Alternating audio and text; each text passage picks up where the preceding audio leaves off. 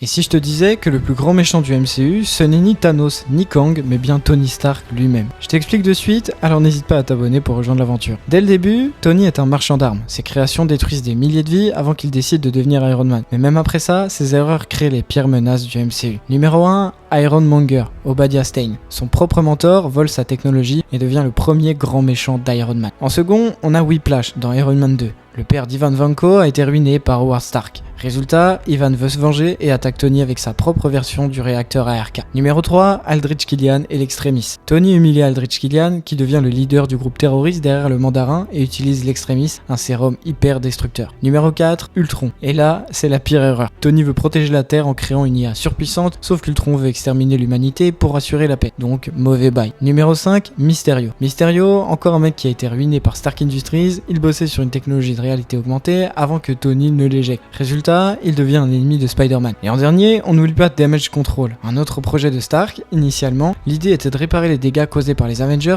après la bataille de New York. Mais aujourd'hui, ce programme a été détourné. Au lieu de réparer, Damage Control est utilisé pour contrôler et surveiller les super-héros. Et c'est clairement un outil de répression. Conclusion, le pire dans tout ça, c'est que Tony croit toujours bien faire. Il pense pouvoir apporter la paix, mais à chaque fois, ça tourne au chaos total. Un bouclier autour du monde, c'est ça qu'il voulait, mais au final, il a déclenché la guerre plus qu'il ne l'a empêché. Alors, Tony Stark, c'est un héros ou un vrai méchant du MCU? Dis-moi tout en commentaire et n'hésite pas à t'abonner.